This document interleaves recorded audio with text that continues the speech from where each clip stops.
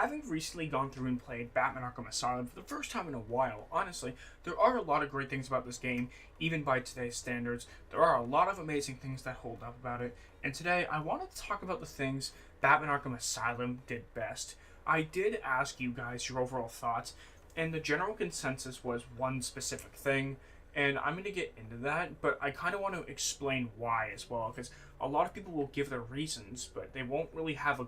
It's not that they don't have a good explanation to back it up, but I just think that I can be a little bit more specific than what other people give you generally. So, without wasting your time too much, let's talk about the things Batman Arkham Asylum did best. And if you guys enjoy, make sure to subscribe and leave a thumbs up on the video. Now, the first and most obvious thing, it's the thing that everybody attributes to when you talk about Batman Arkham Asylum, and that is the atmosphere. But what is it about Batman Arkham Asylum's atmosphere that is so great? Well, I think it has a certain feeling to it that no other game gives you. Because you know when you play like a horror game, and you can feel the tension at all times, knowing something could jump out and scare you at any moment. That's kind of what Arkham Asylum feels like compared to any other Arkham game. With the other Arkham games, I never really had a sense of, like, fear. I never had a sense of horror or being creeped out. This game does a really good job of making you feel creeped out specifically. It's not a horror game, right? You don't really get jump scares, but the aura in the air as you're going through as Batman is very, very creepy. Now, there is a couple different reasons as to why this game kind of has the creepiest aura, and it's two different factors specifically that I could think of off the top of my head. First of all, as you're going through like the asylum, as you're going through these buildings, a lot of like the walls, the ceiling, the floors, they're all very run down.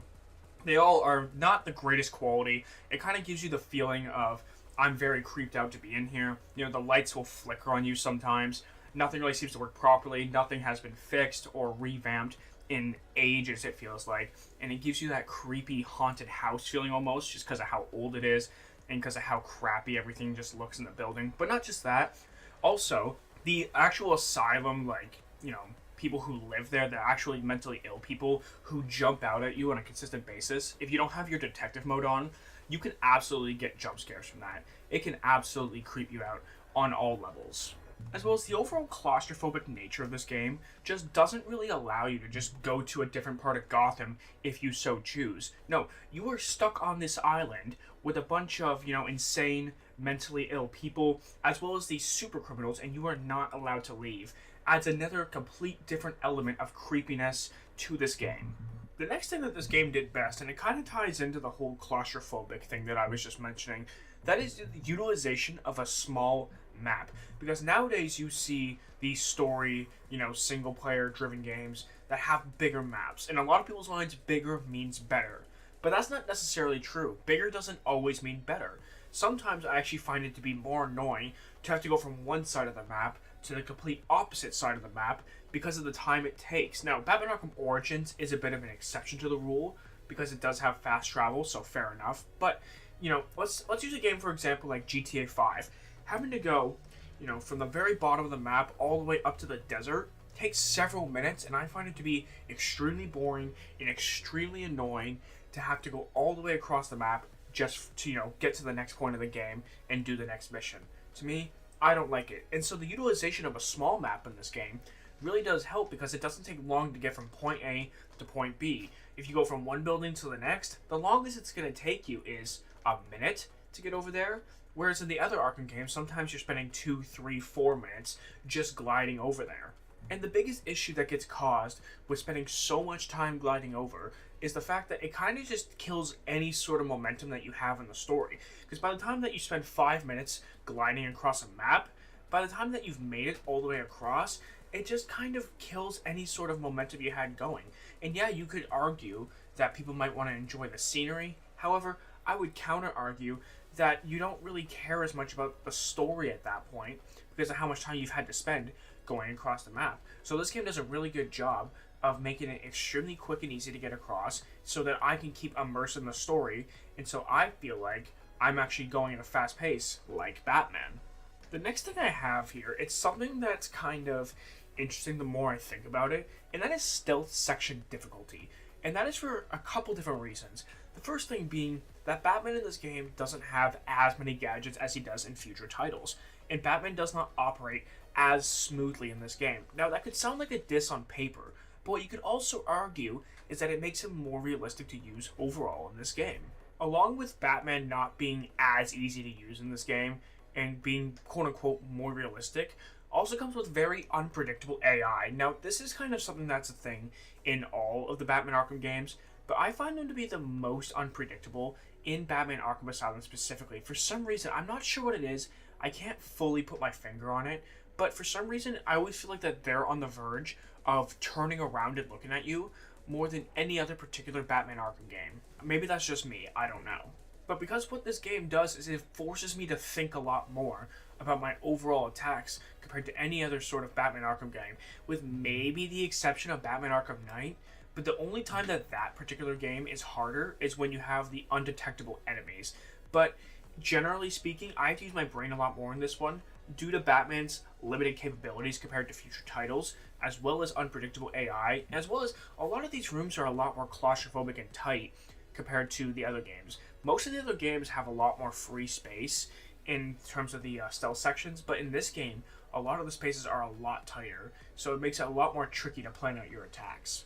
The fourth thing that this game did best, because it's the only one to do it compared to any of the Arkham games, would actually be the overall comic book style. Now, I'm not personally someone who cares about cosmetics that much. Like, yeah, some designs do matter. However, it's not going to be the end of the world if the design of a certain character isn't a perfect 10 out of 10 for me. However, this game does do a fantastic job with that kind of comic book style of characters that the future games don't really hold on to as much. The future games kind of go more into realistic character designs, but these ones do an extremely good job of kind of trying to replicate something similar to Batman the Animated Series, while also adding its own video game character style. And like I said, I'm not one who's into cosmetics, but I do appreciate the effort that the game put in to trying to make them look at least somewhat similar to their animated series counterparts. Also considering the fact that these voice actors, Kevin Conroy, Mark Hamill, Arlene Sorkin, these were, the originals of Batman the Animated Series. Rest in peace, Kevin Conroy and Arlene Sorkin. The last thing that Batman Arkham Asylum did best was Scarecrow, because Scarecrow was utilized extremely well in this game, in my opinion, especially considering the fact that bosses were a last-minute addition, and I don't want to go into Arkham Knight too much. However, Scarecrow absolutely got the shaft in Batman Arkham Knight, at least in my opinion. He kind of felt like he was put aside for the Arkham Knight himself, and I'm not going to go too much into what Arkham Knight did wrong with Scarecrow. This is more about what Arkham Asylum did right with Scarecrow. And even though Scarecrow is only in those two games, so by default, he has to be the best in this one, right? Well, you could say that that's not necessarily true, because Scarecrow was able to release a Fear Burst toxin in Batman Arkham Knight, but I would say this game did a better job using Scarecrow, simply due to the fact that he's actually an obstacle that you have to physically and mentally overcome, right? Scarecrow's never been a threat to Batman physically. It's all about how he can use fear to control Batman. And in Batman Arkham Knight, he didn't necessarily do that as well as you could see that he did here.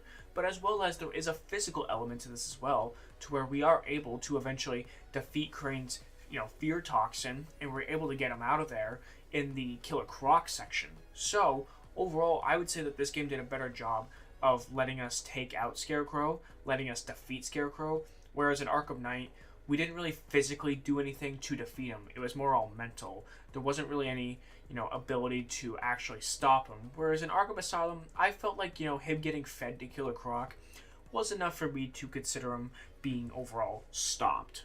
And these are the things that Batman Arkham Asylum did best. Let me know your guys' thoughts down in the comments below. Do you guys agree? Do you disagree?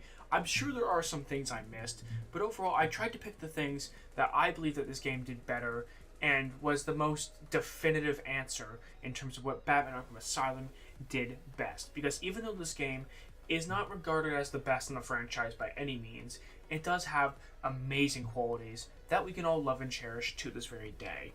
I just want to give a big shout out to those of you who do support this channel. I do very much appreciate every single one of you. And if you want to become a member today, click the join button right underneath this video. That does entail shout outs at the end of each video, early access to new videos, as well as your own personal videos that nobody else gets access to besides you. So if you want to join, make sure to click the join button today. As well as if you enjoyed the video, make sure to leave a thumbs up, make sure to subscribe for more content, and as always, thank you so much for everything, guys. I do appreciate each and every one of you, and I hope you all have an amazing day. I'll see you guys in the next one. Peace!